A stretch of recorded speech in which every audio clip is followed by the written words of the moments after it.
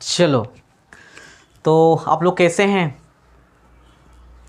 मस्त है ना? जी हाँ। तो आज हम ऐसे वाक्य या ऐसे शब्द के बारे में आज हम पढ़ने वाले हैं जो हमेशा लोग गलती करते रहते हैं, हमेशा गलती करते हैं, है ना। यहाँ तक बच्चे तो बच्चे वो गलती करते ही हैं, यहाँ तक कि एक शिक्षक भी इसको गलती कर बैठते हैं। कैसे?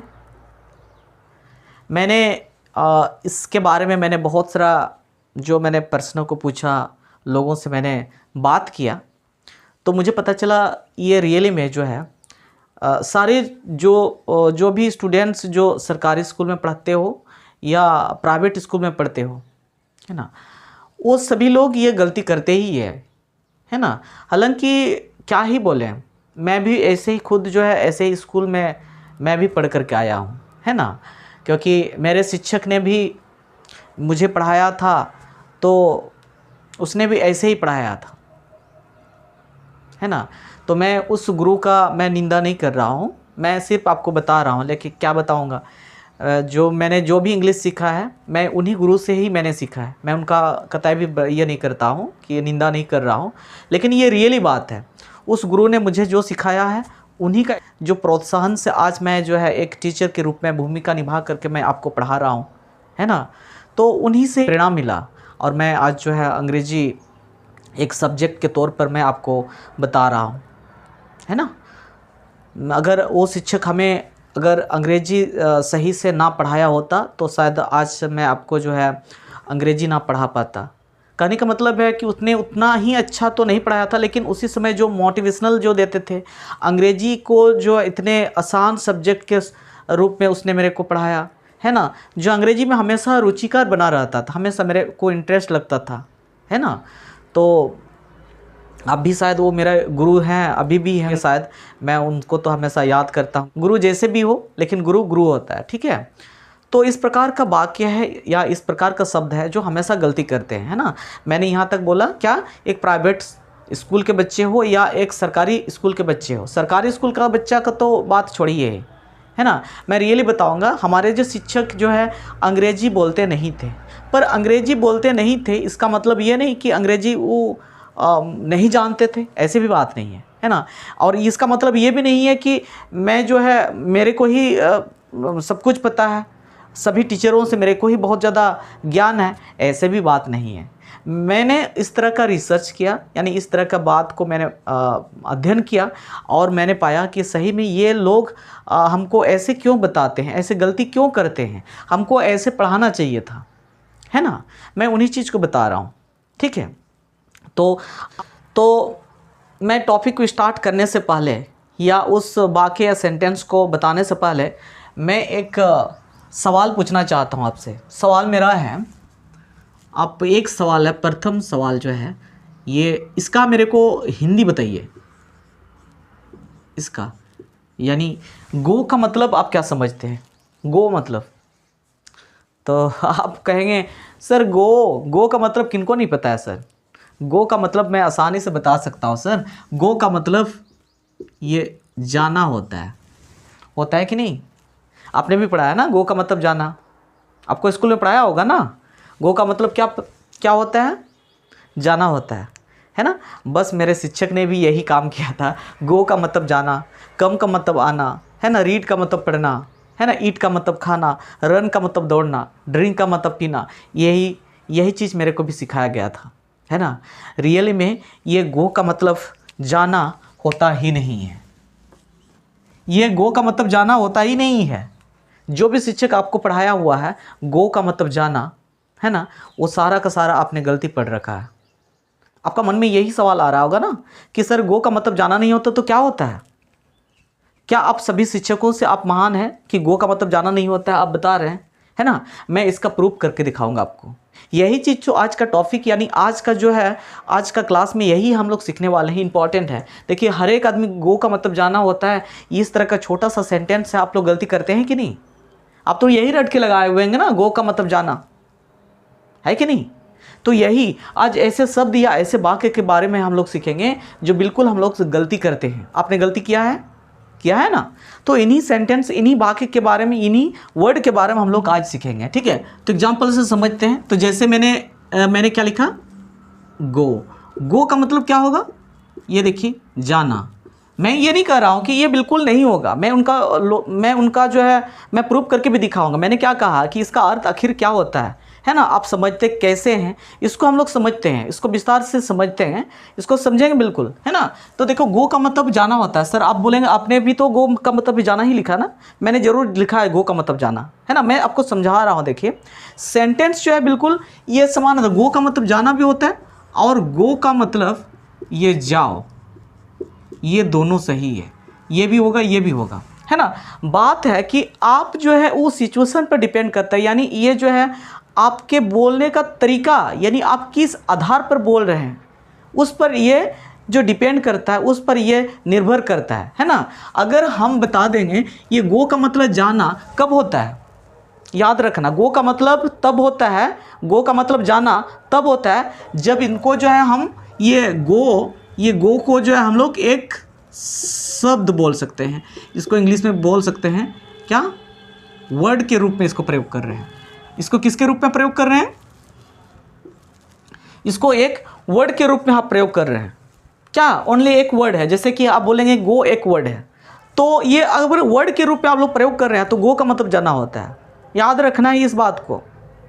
गो का मतलब जाना कब होता है, जब उसको हम लोग शब्द के रूप में प्रयोग कर रहे हैं, ठीक है। अगर गो का मतलब जाओ कब होता है, जब इसको जो है हम लोग एक वाक्य जिसको बोलते हैं क्या, सेंटेंस के रूप में इसको प्रयोग कर रहे हैं। अगर ये सेंटेंस के रूप में इसको प्रयोग कर रहे हैं, सर लिखे तो आप एक ही है ना, एक ही लिखे हुए हैं ना। देखिए ये भी सेंटेंस है, ये भी ऐसे एक शब्द से भी सेंटेंस होता है क्या, हाँ देखिए यहाँ पर एक शब्द से सेंटेंस होता है, ऐसे एक शब्द से सेंटेंस होता है। देखिए यहाँ पे जो है अगर हम इसको पूरा लिखेंगे, जाओ मतलब ऐसे हम बोलेंगे, हम आपको ना बोलेंगे अरे तुम जाओ, क्या बोलेंगे, तुम जाओ, ऐसे बोलते हैं ना। तो यहाँ पर क्या है, ये सेंटेंस जो जाओ अकेले नहीं बोलते हैं, बल्कि क्या बोलते हैं, तुम जाओ, क्या तुम जाओ। अगर उसको थोड़ा सा और पोलाइट आप लोग उसको बोल रहे हैं तो क्या बोलेंगे, आप जाइए, आप भी बोलेंगे ना, आप जाइए, है कि नहीं। उसी प्रकार आप बोल सकते हैं तुम आओ, तुम आओ। हम उसको तुम आओ को हम लोग कैसे बोलते हैं, आओ, इधर आओ, क्या बोलते हैं, इधर आओ, तुम इधर आओ, तुम इधर आओ, ऐसे बोलते हैं कि नहीं, तुम इधर आओ, या इधर आओ भी बोलते हैं ना। कभी कभी क्या होता है ना, यहाँ पे जो तुम है, यहाँ पर भी तुम है, यहाँ तुम जो है ये हमेशा छिपा हुआ रहता है। ये हम इनको जो है हम लोग कभी कभी उच्चारण के समय में इसको नहीं लेते हैं, है ना। हम बोलेंगे अच्छा एक काम करो, किसको बोल रहे हैं, आपको बोल रहे हैं ना। हम ऐसे नहीं बोलते तुम काम करो, ऐसे नहीं बोलते हैं, एक काम करो, बाजार जाओ और जल्दी आ जाओ, किसको बोल रहे हैं, आपको ना। बाजार जाओ और जल्दी आ जाओ, यानी कि तुमको ही बोलता, तुम बाजार जाओ और जल्दी आ जाओ। वहाँ पर तुम जो है या आप है, यहाँ पर हमेशा ये छुपा हुआ है ना। तो यही वाला यहाँ पे जो है ये सेंटेंस है, एक्चुअली ये वाक्य है जो यहाँ पर क्या छुपा हुआ है, तुम शब्द छुपा हुआ है ना। ये सेंटेंस एक्चुअली ये वाक्य है जो तुम छुपा हुआ है, और ये अकेला एक वर्ड है, एक शब्द है ना। इसको आप बोल सकते हैं इसके आगे में भी कोई वर्ड है, तो हम ऐसे बोलेंगे तो इसका मतलब क्या हो सकता है, तो ऐसे भी हो सकता है ना। अगर आपको पूछे, क्या पूछे, अगर आपको पूछे जाना का इंग्लिश क्या होता है और जाओ का इंग्लिश क्या होता है ना, तो मैं बता दूं, अगर जाना का इंग्लिश बोलेगा तो हम लोग बोल सकते हैं टू गो भी बोल सकते हैं, है ना। जो यहाँ पर टू जो हमेशा छिपा हुआ रहता है, जो इन्फिनेटिव, इसको बोलते हैं। और जाओ का मतलब हम लोग गो बोलेंगे, गो का मतलब जाओ, टू गो का मतलब जाना, ऐसे समझ सकते हैं ना, है ना। ये हमेशा इन्फिनेटिव फॉर्म में गो मतलब जाना, ये वर्ब है एक्चुअली, है ना। ये एक सेंटेंस में हम लोग किसको प्रयोग किए हैं, समझ में आया। तो और इस तरह का सेंटेंस जो हम कब प्रयोग करते हैं, किसी को हम लोग बोलते हैं, जैसे हम लोग किसी को भेजते हैं, है ना, जिसको बोल सकते हैं आप उनको कमांड देते हैं, है ना। तो उस समय इसका प्रयोग करते हैं, या किसी को अनुरोध करते हैं, अच्छा दे दीजिए ना, आप दे दीजिए ना, है ना, ऐसे करके आप लोग बोलते हैं ना, तो यही चीज़ है यहाँ पे। तो गो का मतलब जाना और गो का मतलब जाओ भी होता है ना। बात समझ में आया, ये कब जाना होता है कब जाओ होता है, ठीक है, समझ में आया कि नहीं। गो का मतलब जाना और गो का मतलब जाओ भी होता है ना। तो इस प्रकार का वाक्य है, इस प्रकार का वर्ड है ना। जब शब्द के रूप में बोलते हैं तो उसका मतलब क्या होता है, इतना याद कर रखना। अच्छा, सेंटेंस तो आपको पता था ना, सेंटेंस जैसे शब्द जो क्या होता है, अनेक अक्षर मिल करके, अनेक लेटर मिल करके क्या बनता है।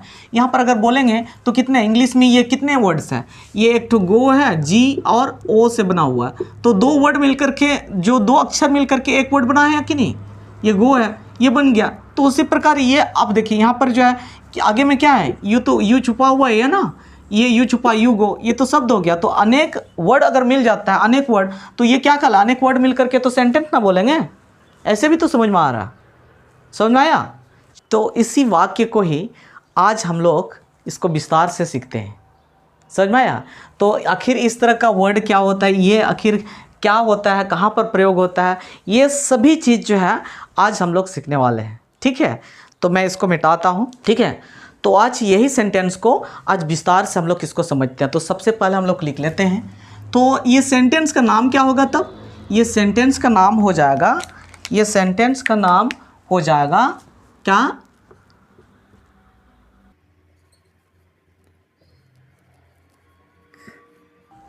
इम्परेटिव, इम्परेटिव और डायरेक्टिव सेंटेंस, निर्देश दिया जाए, है ना। तो इस प्रकार हो गया। तो हम लोग क्या क्या लिख लिए, हम लोग ने लिख लिया। आप इनको समझते हैं, ठीक है। तो आप इसको समझने का प्रयास करते हैं, ठीक है। तो देखिए तो सेंटेंस क्या है, इम्परेटिव सेंटेंस या उसको डायरेक्टिव सेंटेंस भी बोलते हैं। क्या बोलेंगे, इम्परेटिव सेंटेंस और डायरेक्टिव सेंटेंस। उसको हिंदी में क्या बोलेंगे, हिंदी में बोलेंगे आदेशात्मक या निर्देश वाक्य। आदेशात्मक, आदेशात्मक से आपको समझ में आ रहा होगा। आदेशात्मक मतलब किसी को आप आदेश देते हैं, है ना, या निर्देश करते हैं। निर्देश में यानी दिशा निर्देश को देते हैं। आदेशात्मक किसी को आदेश करते हैं, ऑर्डर करते हैं, है ना, वही चीज़ है। चलिए, तो हमने यहाँ क्या लिखा, ऐसे वाक्य जिसमें किसी को आदेश यानी कमांड, आदेश को क्या बोलते हैं, कमांड, या अनुरोध, अनुरोध को अंग्रेजी में क्या बोलते हैं, रिक्वेस्ट, या सलाह, एडवाइस, है ना, या निर्देश यानी इंस्ट्रक्शन देता है, उस तरह का वाक्य को क्या बोलते हैं, उससे इम्परेटिव सेंटेंस कहते हैं, है ना। बात यहाँ याद रखना है, जो इम्परेटिव सेंटेंस में हमेशा क्या है, आदेश, अनुरोध, सलाह या निर्देश, आदेश, अनुरोध, सलाह या निर्देश को देता है। तो ऐसे कोई भी वाक्य अगर आदेश, अनुरोध, है ना, सलाह और निर्देश को देता है तो उस तरह का सेंटेंस को क्या बोलते हैं, इम्परेटिव या डायरेक्टिव सेंटेंस बोलते हैं।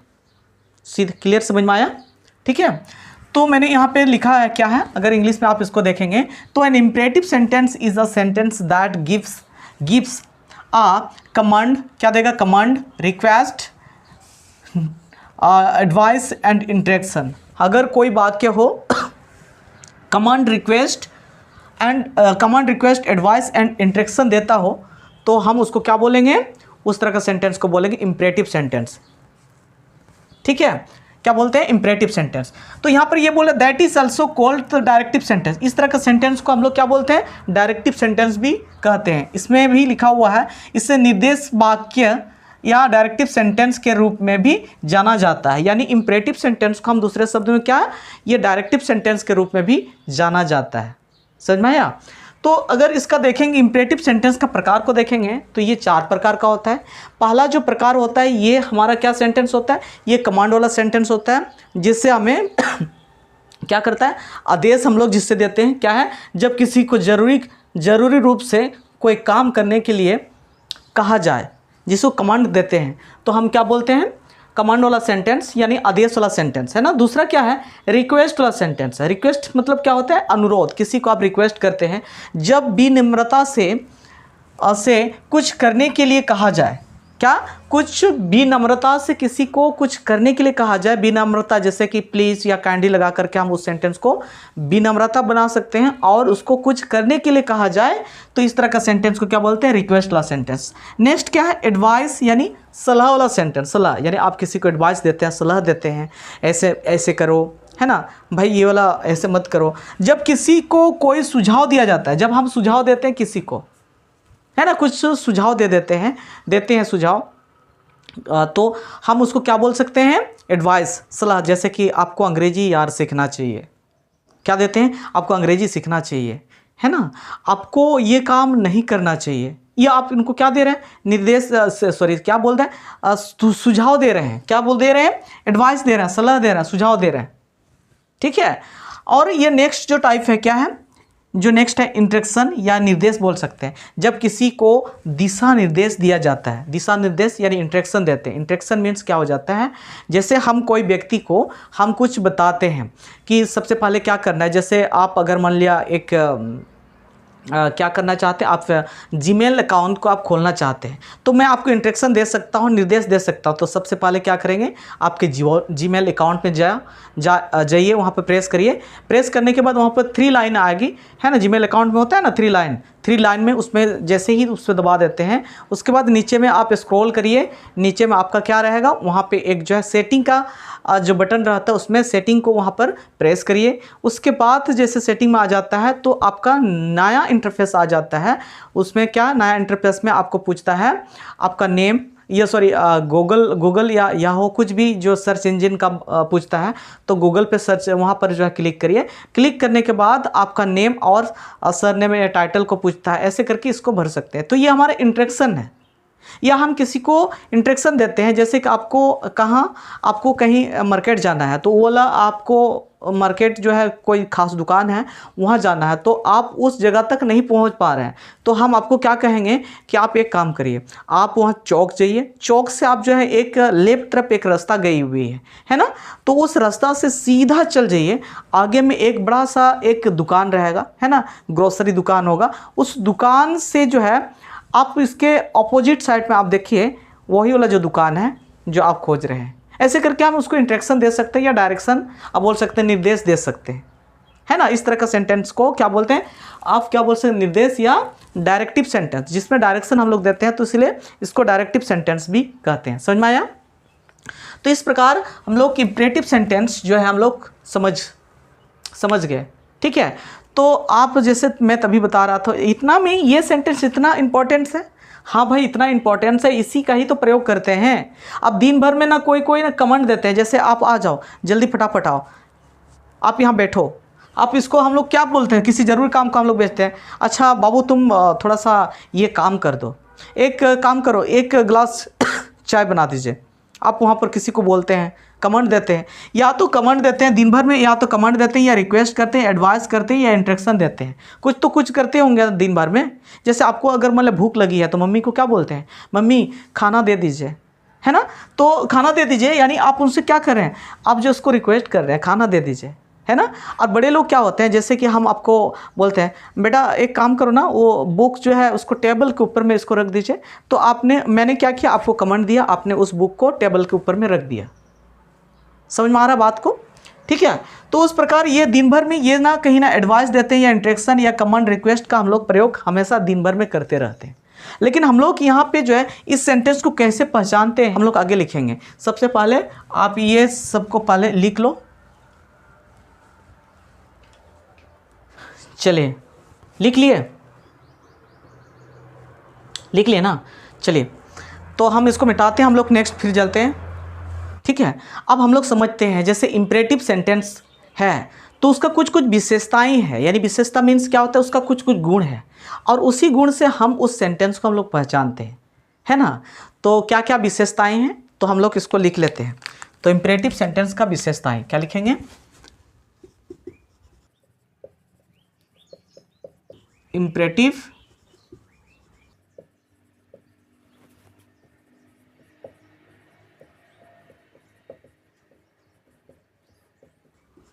इंपरेटिव सेंटेंस की विशेषताएं को लिखेंगे।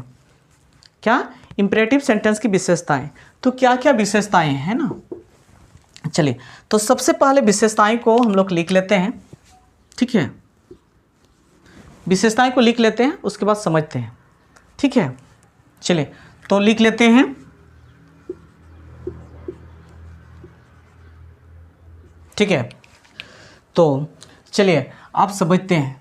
तो इम्परेटिव सेंटेंस की विशेषता क्या है, यानी गुण क्या क्या है, हम उसको कैसे समझेंगे, ठीक है। तो सबसे पहले क्या है, ये वाक्य आमतौर पर ये प्रेजेंट सिंपल टेंस में होता है। याद रखना है, ये आमतौर पर कौन सा ये टेंस जो हमेशा ये जो इम्परेटिव सेंटेंस हो या डायरेक्टिव सेंटेंस जिसको बोल रहे हैं, ये खासकर ये जो कौन सा टेंस में मिलता है, ये प्रेजेंट सिंपल टेंस में ही इसका प्रयोग होता है। प्रेजेंट सिंपल टेंस के अलावा कोई टेंस में नहीं होता, ये खास बात याद रखना है ना। दूसरे सेंटेंस में ऐसे दूसरे टेंस में हम लोग इसको नहीं बोल सकते, प्रेजेंट सिंपल टेंस में प्रयोग करते हैं, ठीक है। सेकंड क्या है कि इम्परेटिव सेंटेंस में ये सब्जेक्ट आमतौर पर यू होता है। यहाँ पर सब्जेक्ट हमेशा आमतौर पर, यानी ज़्यादातर हम लोग देखेंगे ये आमतौर या खास तौर पर ये सब्जेक्ट कौन रहता है, यू रहता है। और ये यू जो है हमेशा वाक्य में छिपा रहता है ना। यू हमेशा छिपा रहता है, जिसके कारण से हमेशा क्या होता है, ये हमेशा वर्ब से ही शुरू होता है, छिपा रहता है। यानी सब्जेक्ट जो है यू छिपा हुआ रहता है, तो क्या यू जब छिपा हुआ रहता है, सब्जेक्ट छिपा हुआ रहता है, तो डायरेक्ट वर्ब से ही स्टार्ट होता है। तो इसीलिए हमने यहाँ पे लिखा है कि ये हमेशा वर्ब से शुरू होता है, क्रिया से ही शुरू होता है। जैसे जाओ, गो, आओ, कम, है ना, बैठ जाओ, सिट डाउन, उठ जाइए, स्टैंड अप, ऐसे, है ना। तो यहाँ पर हमेशा क्या सब्जेक्ट यू जो है छिपा रहता है। कौन सा यहाँ सब्जेक्ट कौन सा रहता है, ये हमेशा यू रहता है और ये हमेशा लुप्त रहता है, छिपा हुआ रहता है, ठीक है। जिसके कारण से हमेशा वर्ब से ही शुरू होता है, ठीक है। और ये सेंटेंस इम्परेटिव सेंटेंस ये अर्जेंसी या इम्पोर्टेंस का भाव कन्वे कर सकता है। कन्वे ये मीन्स व्यक्त कर सकता है।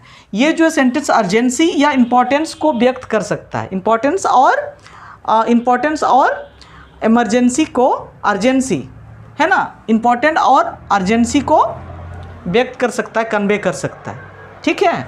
नेक्स्ट हमारा क्या है, इम्परेटिव मूड में ये क्रिया का प्रयोग आदेश व्यक्त करने या सलाह या निर्देश देने के लिए किया जाता है।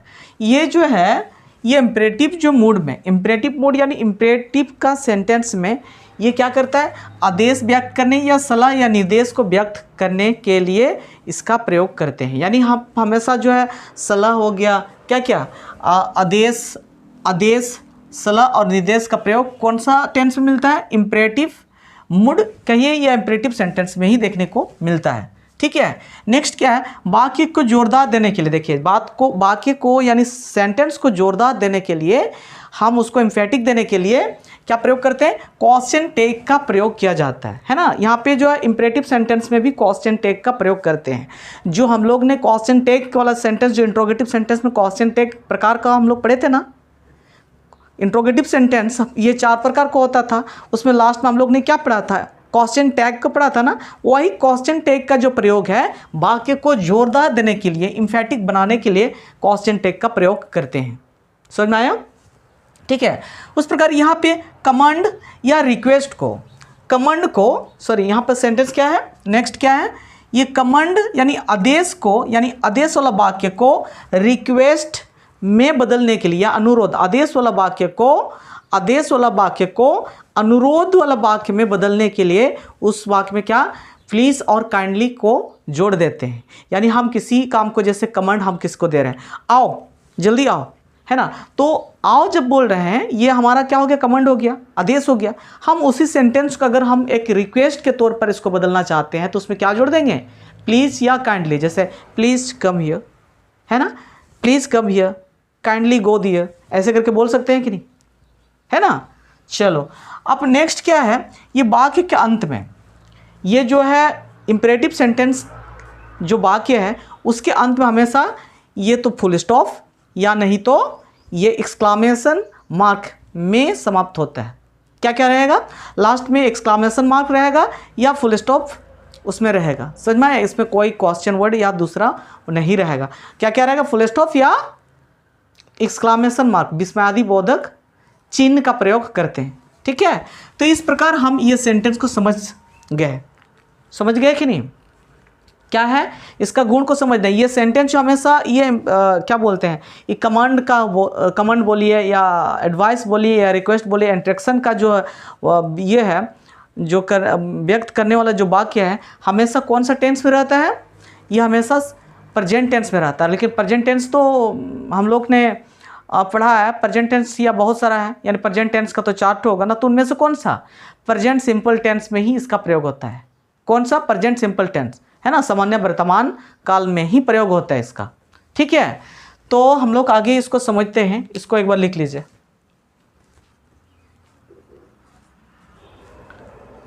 चलो लिख लिए? ठीक है, हम कोशिश करते हैं आप एग्जाम्पल को समझने के लिए। मैं इसको मिटा दे रहा हूं। चलिए, तो ये इम्परेटिव सेंटेंस ऐसे सेंटेंस है जो हमेशा हम गलती करते हैं। आप तो गलती नहीं करेंगे ना। आप समझ गए क्या है? अगर हम कोई शब्द के रूप में एक वर्ड्स का प्रयोग करेंगे तो हम उसको क्या बोलेंगे? शब्द के रूप में। एक ओनली शब्द रहेगा तो उसका मतलब है ये क्रिया होता है ना। जैसे कोई भी एक्शन वर्ब जो है, जो क्रिया होती है, जैसे जाना, खाना, पीना, सोना, रहना, ये सब क्रिया है कि नहीं? क्रिया है। अगर वही चीज़ को हम एक वाक्य के तौर पर हम लोग प्रयोग करेंगे, क्या सब्जेक्ट जो यू के साथ में इसको प्रयोग करेंगे, तो इसका मतलब क्या होगा? इसका मतलब हो जाएगा ये इम्परेटिव सेंटेंस है ना। तो हम लोग कुछ स्पोकन में हम लोग इम्परेटिव सेंटेंस को कैसे प्रयोग करते हैं, ठीक है।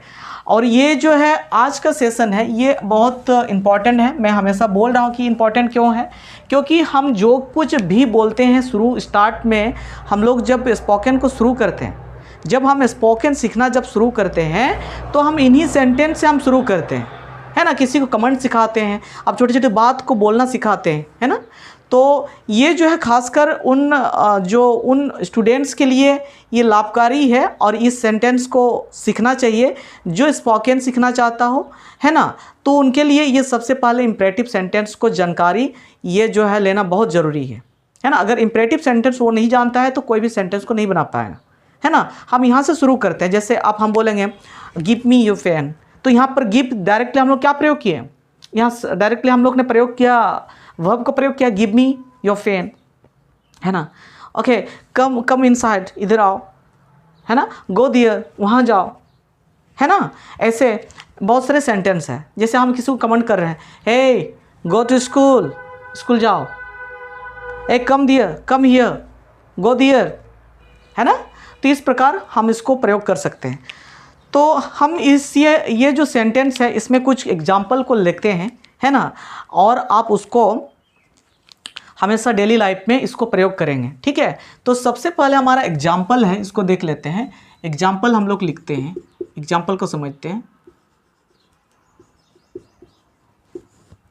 एग्जाम्पल, तो ये जो है एक स्ट्रक्चर को बनाते हुए हम लोग इसका प्रयोग करेंगे, है ना। तो हम आज कुछ सब्जेक्ट, जैसे हम ये स्ट्रक्चर बोल सकते हैं या टाइप बोल सकते हैं ना। टाइप 1 में देखेंगे। टाइप 1 में हम लोग सीखेंगे गो के साथ में यहाँ पर टू और प्लस यहाँ पर कोई प्लेस का प्रयोग करेंगे। क्या प्रयोग करेंगे? प्लेस का प्रयोग करेंगे। प्लेस कोई भी जगह है ना, प्लेस। तो ऐसे करके हम ढेर सारा सेंटेंस बना सकते हैं और इसका प्रयोग करेंगे हम डेली लाइफ स्पोकन में, है कि नहीं। तो चलिए हम इसका देखते हैं। जैसे 1 नंबर में हम लोग एग्जाम्पल में लिख सकते हैं, जैसे गो टू, यहाँ पर जो प्लेस है ये स्कूल एक प्लेस है कि नहीं। गो टू स्कूल, तो क्या हो जाएगा? स्कूल जाओ। इसका हिंदी में डेज जाओ या जाइए, ठीक है। गो टू स्कूल, है ना। Go to coaching, go to class, go to market, है ना। गो टू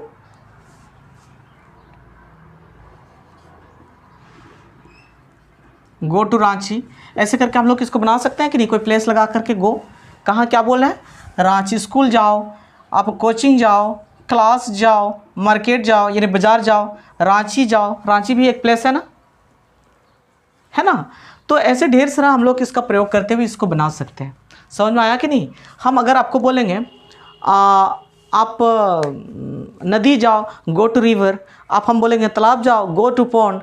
आप हम बोलेंगे क्या बाज़ार जाओ, गो टू मार्केट, हम है ना। जैसे हम बोलेंगे मैदान जाओ, गो टू फील्ड। ऐसे लगा सकते हैं कि नहीं, बना सकते हैं ना। तो ऐसे ही इसको प्रयोग करेंगे, ठीक है। तो आपसे जो है, ठीक है। तो नेक्स्ट हम लोग टाइप को देखते हैं। इसको एक बार उतार लीजिए। ये टाइप 2 में हम लोग देखेंगे गो के साथ में टू का लगा करके यहाँ पर कोई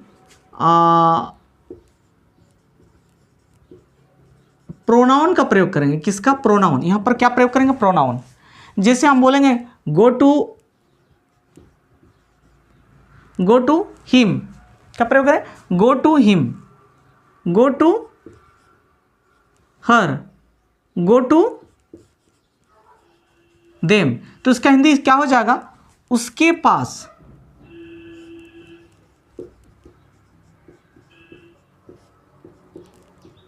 डेस के पास जाओ। यहां सेंटर, उसके पास जाओ, उन लोगों के पास जाओ, है ना, उनके पास जाओ। ऐसे करके बोल सकते हैं। Go to him, go to her, go to them. ऐसे करके प्रयोग कर सकते हैं कि नहीं? प्रयोग कर सकते हैं ना, है ना। तो इस प्रकार ये टाइप 2। अब टाइप 3 हम लोग देखते हैं। टाइप 3 में हम लोग देखेंगे गो प्लस टू, उसके बाद यहाँ पे जो लगाएंगे ना, यहाँ वर्ब का प्रयोग करेंगे। क्या? वर्ब का प्रयोग करेंगे। तो इसका हिंदी क्या हो जाएगा? डेज के लिए जाओ। डेज के लिए, डेज यानी कोई भी एक्शन वर्ब होगा, एक्शन होगा, हम उनको भेज रहे हैं। आप बोलेंगे सीखने के लिए जाओ। क्या बोलेंगे? सीखने के लिए जाओ। तो ये वर्ब क्या हो गया? यहाँ पर वर्ब लिख सकते हैं सीखना, LEARN, लर्न मतलब सीखना। लर्न, गो टू लर्न, सीखने के लिए जाओ। हम बोलेंगे गो टू डांस, है ना। हम बोलेंगे गो टू प्ले, खेलने के लिए जाओ, डांस करने के लिए जाओ, या नाचने के लिए जाओ, है ना। उस प्रकार प्रयोग कर सकते हैं। गो टू रन, दौड़ने के लिए जाओ, बोल सकते हैं कि नहीं। तो इस प्रकार हम लोग इसको प्रयोग कर सकते हैं। गो का प्रयोग करके जो है हम लोग ढेर तरह सेंटेंस बना सकते हैं, है ना। आप किसी को जब बोलते हैं जाओ अंग्रेजी सीखने के लिए, अंग्रेजी सीखने के लिए जाओ, तो क्या बोलेंगे? Go to learn English. कहाँ पर? हम बोलेंगे वहाँ अंग्रेजी सीखने के लिए जाओ, go to learn English there, है ना। या go there to learn English, ऐसे भी बोल सकते हैं ना। हम बोलेंगे स्कूल पढ़ने के लिए जाओ, go to school to study, है ना, go to school to study, बोल सकते हैं। तो ऐसे करके हम लोग इसको बना सकते हैं। इसको एक बार फिर से उतारिए। इनका जो प्रयोग है, हम जो है जैसे हम लोग अभी गो का प्रयोग किए, ऐसे करके हम लोग कम का भी प्रयोग कर सकते हैं, प्रयोग कर सकते हैं ना। इस तरह हम लोग किसका भी प्रयोग कर सकते हैं। इधर में मैं लिख लेता हूँ, इस तरह कम का प्रयोग भी कर सकते हैं। जैसे गो का जैसे प्रयोग किए, तो यहाँ पर कम का भी तो प्रयोग कर सकते हैं ना। जैसे हम बोले कम हियर, है ना, यहाँ सीखने के लिए आओ, come here to learn English, बोल सकते हैं कि नहीं। जैसे हम बोलेंगे मेरे पास आओ, कम टू मी, क्या बोलेंगे? Come to me. जैसे गो टू हिम हर जैसे लगा रहे हैं, तो हम बोलेंगे कम टू मी, मेरे पास आओ, है ना। तो ऐसे कम से भी बना सकते हैं हम लोग। टाइप 4 को, अब 3 हो गया, अब टाइप 4 को हम लोग देखते हैं, ठीक है। यहाँ पे जो है डेज एंड डेज का प्रयोग करेंगे, है ना। ये इंपरेटिव सेंटेंस में डेज और डेज का प्रयोग करेंगे। डेज में क्या रहेगा? यहाँ एक वर्ब रहेगा, यहाँ वर्ब रहेगा, और यहाँ भी वर्ब रहेगा, है ना। तो इसका हिंदी क्या हो जाएगा? डेज और डेज, है ना, डेज और डेज। तो एग्जाम्पल से हम लोग समझेंगे, ऐसे नहीं समझ में आएगा, है ना। जैसे टाइप 4 में हम लोग देखेंगे, जैसे बोलेंगे रीड एंड राइट, हम लोग बोलेंगे पढ़ो और लिखो। क्या बोलेंगे? पढ़ो और लिखो, रीड एंड राइट, है ना, पढ़ो और लिखो। उस प्रकार हम लोग प्रयोग कर सकते हैं थिंक एंड राइट, प्रयोग कर सकते हैं थिंक एंड राइट, यानी सोचो और लिखो, सोचो और लिखो, थिंक एंड राइट का प्रयोग कर सकते हैं। उस प्रकार हम लोग इसका प्रयोग कर सकते हैं थिंक एंड स्पीक, है ना, सोचो और बोलो, थिंक एंड स्पीक। उसी प्रकार बोल सकते हैं सीट एंड टेक रेस्ट, बैठो और आराम करो, बोल सकते हैं ना, बैठो और आराम करो। तो इस प्रकार हम लोग ये टाइप 4 में ऐसे समझ सकते हैं। इजी लग रहा है ना। आप किसी को कमांड कर रहे हैं या रिक्वेस्ट कर रहे हैं, ये आपका डिपेंड है। इस तरह का रिक्वेस्ट, कमांड और सलाह या निर्देश का जो भाव व्यक्त करता है, तो इस तरह का सेंटेंस को क्या बोलते हैं? इंपरेटिव। तो इंपरेटिव सेंटेंस में इस तरह का हम लोग चीज़ को सीखते हैं, है ना। यहाँ पर एकदम अकेला वर्ब रहता है, लेकिन सेंटेंस पूरा कंप्लीट नहीं रहता है। वहाँ पे जो है सब्जेक्ट यू जो है हमेशा छिपा हुआ रहता है। अब हम लोग ये भी समझे कि इंपरेटिव सेंटेंस कौन सा, ये सिंपल प्रेजेंट टेंस या प्रेजेंट सिंपल टेंस में ही प्रयोग करते हैं, दूसरा सेंटेंस में, दूसरा टेंस में इसका प्रयोग नहीं करते हैं, है ना। इसका अंत में क्या क्या रहता है? ये इंपरेटिव सेंटेंस का अंत में या तो एक्सक्लामेशन मार्क रहेगा या नहीं तो फुल स्टॉप का प्रयोग करते हैं, है ना। इसमें जो कमांड जो है, कमांड को हम लोग रिक्वेस्ट में बदलने के लिए हम लोग किसका प्रयोग करते थे? किसका? कमांड को रिक्वेस्ट में बदलने के लिए प्लीज़ और काइंडली का प्रयोग करते थे, है ना। तो इस प्रकार हम लोग इसको सीखे कि नहीं? तो इसको हमको बनाना है, इसको याद करना है, ठीक है। इसको लिख लीजिए। ठीक है, नेक्स्ट टाइप, मेरा नेक्स्ट टाइप क्या आता है? पांचवा टाइप, पांचवा।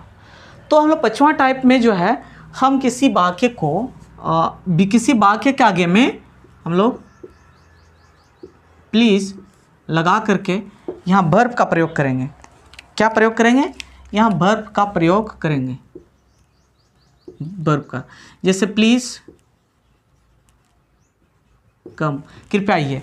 तो इस तरह का जो है कोई भी कमांड वाला सेंटेंस है, यानी प्लीज़ लगा करके इसका प्रयोग हम लोग या रिक्वेस्ट के रूप में हम लोग प्रयोग कर रहे हैं। अभी रिक्वेस्ट, हम लोग किसी को रिक्वेस्ट करते हैं, जैसे कि come here, sir come here, please go there, है ना, please give me your pen. ऐसे करके हम लोग प्लीज़ लगा करके इसमें क्या करते हैं? रिक्वेस्ट करते हैं ना, अनुरोध करते हैं। तो अनुरोध वाला सेंटेंस है। तो यहाँ पर जैसे प्लीज़ कम, प्लीज़ गो, है ना, प्लीज़ ईट, है ना, please write, please write, please do, है ना, प्लीज़ डू दिस, है ना। ऐसे करके हम लोग इसका प्रयोग कर सकते हैं। प्लीज़ प्रयोग करते हुए इसका प्रयोग कर सकते हैं कि नहीं? इसमें वर्ब में चेंज करते हैं, please go, please come, please, है ना, please come, please eat, please write, please do this, please, है ना, गिव मी, है ना। ऐसे करके बहुत सारा प्रयोग कर सकते हैं। तो हमारा ये टाइप जो है, ये प्लीज़ लगा करके हम लोग प्रयोग कर सकते हैं, ठीक है। अब नेक्स्ट टाइप को हम लोग देखते हैं। नेक्स्ट टाइप हम लोग क्या लिख सकते हैं? ये नेक्स्ट टाइप 6 है। नेक्स्ट टाइप में डेज टू डेज, देखिए डेज टू डेज का प्रयोग करेंगे। नेक्स्ट क्या है? Days two days. डेज मतलब यहाँ पे जो भर सकते हैं क्या, यहाँ पर वर्ब और यहाँ पर भी वर्ब का प्रयोग करेंगे, लेकिन टू के साथ में जुड़ा हुआ रहेगा, है ना। टू तो हिंदी क्या हो जाएगा? डेज, यानी यहाँ पर क्रिया प्लस ने के लिए डेज है, ऐसे सेंटेंस बनेगा। यानी क्रिया प्लस ने रहेगा। जैसे हम लोग एग्जांपल से समझेंगे, जैसे work to earn money, work to earn money. Work मतलब पैसा कमाने के लिए, पैसा कमाने के लिए काम करो, कमाने के लिए काम करो, है ना। उस प्रकार लर्न टू